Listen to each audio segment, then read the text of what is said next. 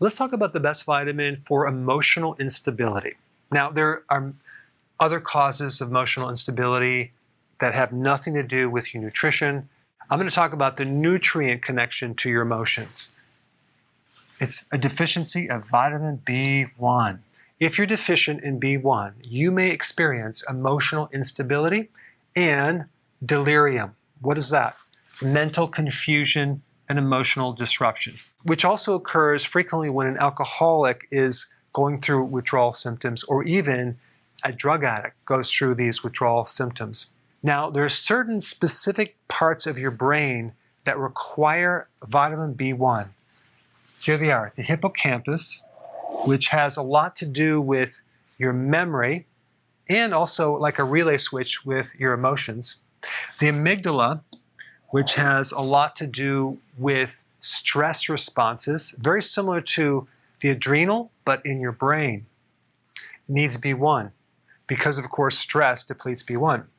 And the mammillary bodies, which are two structures in the brain which not only can influence emotions, but also spatial memory, your ability to remember where locations are in time and space. So let's say, for example, you have a hard time finding some location because you don't have a GPS, you don't have a map, and someone told you where to go, and you're like, I'm not sure how to get there.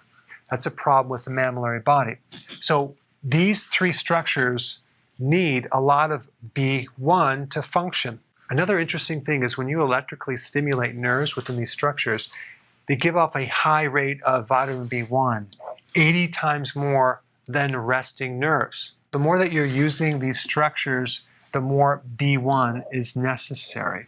The RDAs for B1 is only 2 milligrams. B1 is water soluble, so you don't really store a lot of it. And your body needs a small amount of it, but it needs it consistently.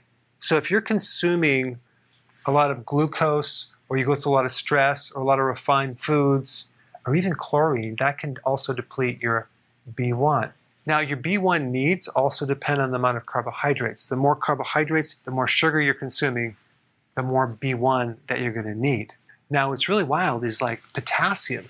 You need 4,700 milligrams. And B1, you only need 2 milligrams. So again, you don't need much, but you need it consistently.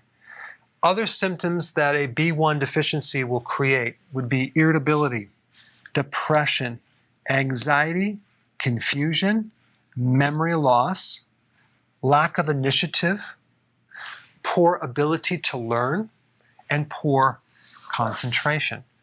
The best source of B1 is nutritional yeast. If you're going to buy a B1 supplement, I highly recommend you don't buy a synthetic version. You get a natural version.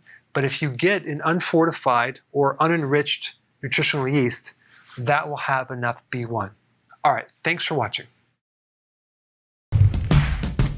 Hey, we're back. With another amazing recipe. No grains, no sugar, totally keto. There's no suffering in keto. Absolutely not, Karen. And it's an immune system builder. Absolutely. You have to check this out. I think you should hurry up, watch the recipe, and make it yourself. It's just so easy to be keto. But is it simple? It's super simple. We hope you enjoy making it as much as we are enjoying eating it.